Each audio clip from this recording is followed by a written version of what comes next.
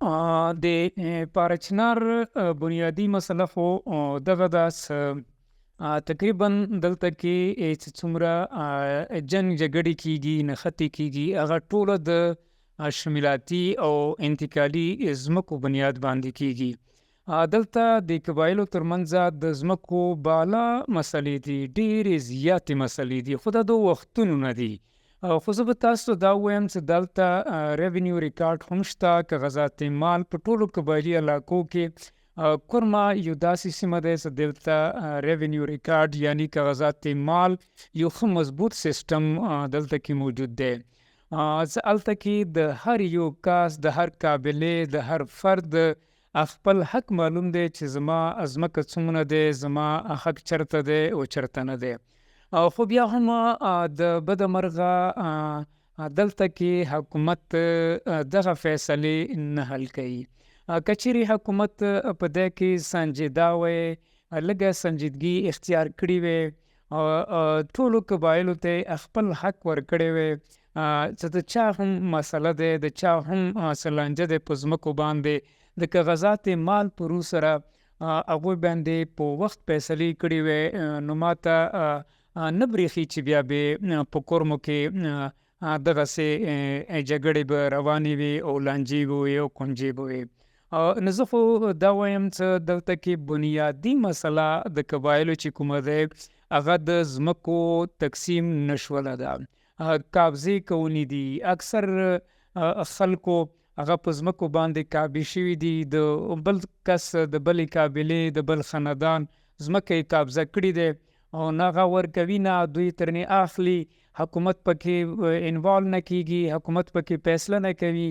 نو دې نه وجه خبره د لاړه شي ټوپک ته او لانجو ته او مرچو ته، او بیا د ورکې بلا خلک مړه شي. خو بیا به زه دا هم ووایم چې دلته کې چې کوم د ځمکو مسلې دي هغه د بدقسمتۍ د وجې بیا دې باندې چې کله نښتې شروع شي نو بیا خلک فرقاوریت رنګ ورکي، بیا ورکې د مذهبي رنګ ورکي، بیا ورکې فرقاوریت شروع شي. ولې چې تاسو ته پته دی پارچنار یو ډېر حساس ځای دی د فرقاوریت په حوالې سره. نو دلته کې بس بیا هغه عناصر، هغه چې هغوی غواړي چې دلته کې شیعه سني فسادات وي، نو هغوی بیا داسې مسلې رامخې ته کي، هغوی خپلو مقاصدو کې کامیاب شي. یعنی دلته کې بالکل اوسه پورې یو جنګ هم نه په مذهب شوی دی، نه په بل څه شوی دی، سوای چې څومره جنګونه شوي دي هغه د ځمکو تنازعاتو باندې شوي دي.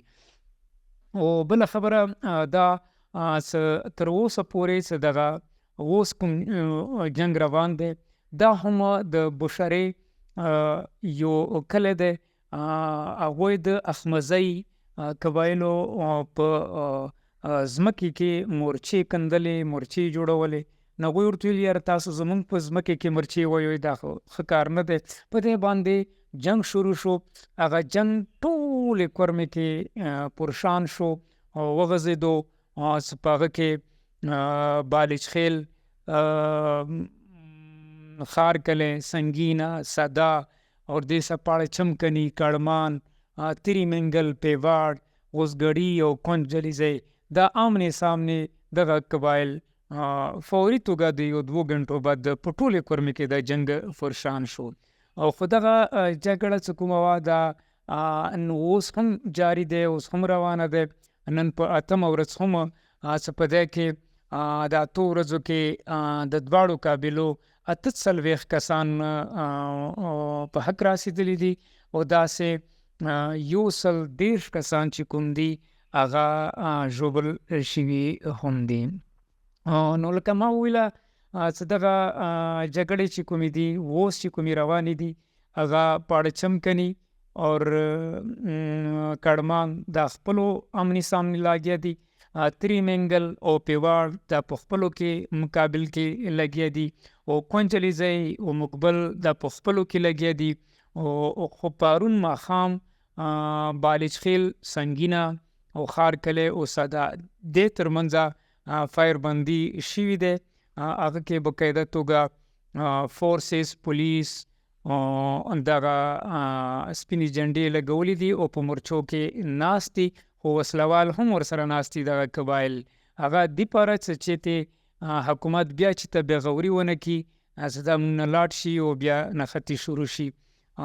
نو دغه مورچې همغسې وسلوالو سره سره خو پوج پولیس دوی هم په مورچو کې چوکس ناست دي. نور دغه لکه تاسو ویله چې دلته کې مذهبي تنظیمونه دلته کې داسې شته دي. سپاهي صاحب هم شته، زینبیون هم شته، خو زینبیون داسې تنظیم نشته چې هغوی باقاعده دفتري، هغوی باقاعده افیسي، هغوی باقاعده صدري، هغوی باقاعده لکه یو کابینه یو سیسټم دا نشته. بس خو کس ځان ته وایي چې یاره زه زینبیون یم، بس زینبیون یم که نه. نور داسې په جنګونو کې د داسې تنظیمونو انوالومنټ نشته. خو بیا هم شدت پسند خلک چې کوم دي د دواړو اړخه څه هغوی غواړي ځنه داسې عناصر وي هغوی په دې کې سرګرم وي، څه فیربندي د ونه شي، فیربندي د یعنی په سیمو کې د ډزبندۍ ونه شي او جنګ ته دوام ورکوي. د هغوی خپل مقاصد وي، د هغوی خپلې مفادات وي چې هغه ترلاسه کوي. نور په کرمه کې اوس هم ښه درس سره جنګ روان دی، بالکل په مختلفو سیمو کې.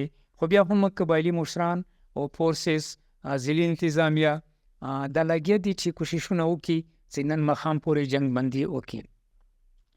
زما نظر خو دغه دی چې دلته کې حکومت بالکل د هغوی ریټ نشته. په قبایلي ضلع کرمه ضلع یو داسې ځای دی چې دلته حکومت بالکل خپل ریټ ښه مضبوط دی، خو قیمه‌یي نه. خپل کومې فیصلې قبایلي مشران وکړي، امپلیمنټیشن د حکومت کار دی، امپلیمنټ هغه فیصلې نه کوي. او د سره په دغو جنګونو کې هم حکومت بالکل داسې یو خاموش تماشایي غونته ناست، هلې ځلې به یې کولې، خو چونکې خپل پاور یې استعمالولو نه. نو موږ دا یو غوښتنه دغه کوو، په کار دغه دی چې دغه سیمه دا پرامن وساتي، دا خوشحاله وساتي، دا د دغو جنګو جګړو او بارودو ټوپکو نه دی ویه وساتي.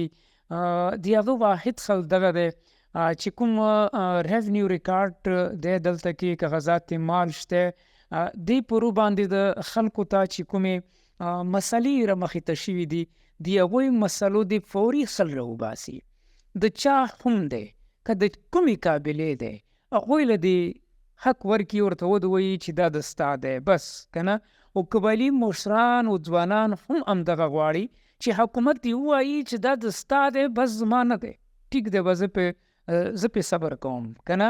خو اعلان خو د وکړي وخدوي که نه چې یاره دا ځمکه د دغ فریق دی د دغ نه دی که نه. خو حکومت دا هم نه وایي. نه حکومت ته په کار دی چې دا زمینی تنازعات چې کوم دي دا د فوري توګه حل کړي. امید دی چې بیا به بالکل په کرمې کې هیڅ قسم ته نه جنګ وي نه به جګړې وي. ولې دلته فرقهوریت باندې یو جنګ هم نه دی شوی. څومره جنګونه شوي دي زما په عمر کې چې زه رالوی شوی یم، ټول جنګونه د ځمکو په شخړه باندې شوي دي. نه حکومت ته په کار دی چې د زمینی تنازعات چې کوم دي د فوري حل کړي.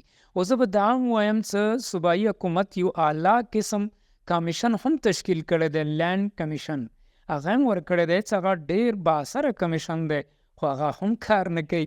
نو که چیرې هغوی هم خپل کار وکړو، خپل کار یې ترسره کړو، نو دغه سیمه یو خوشحال ژوند تېرولی شي. ولې چې نن ورځې پورې د پارچنار ټولې لارې بندې دي، تعلیمي ادارې بندې دي، کاروبار ادارې بندې دي، خلک ټینشن کې دي، د میډیسن د خوراک څکاک چیزونو قلت راغلی دی. ولې چې د مین شهرا چې کومه دی هغه بنده دی، هغه باندې وسلوال ناست دي. نو دې وجې نه د پارچنار 16 آبادي چې کومه دی دا محصوره شوي دی. د چا ټیسټونه دي، د چا کالجونه دي، د چا بهر ملکونو ته ویزې دي، ټیکټې دي، هغه ټول دلته کې بند پراته دي. او که څوک بیا پارچنار نه بهر دي خپلو کورونو ته نشي راتللی، نو یو عذاب دی. نو حکومت ته په کار دی چې دې لپاره دی لږه سنجیدګۍ سره کار وکړي او خلکو ته د دغه ستونزې هوارولو لپاره خپل ګامونه پورته کړي.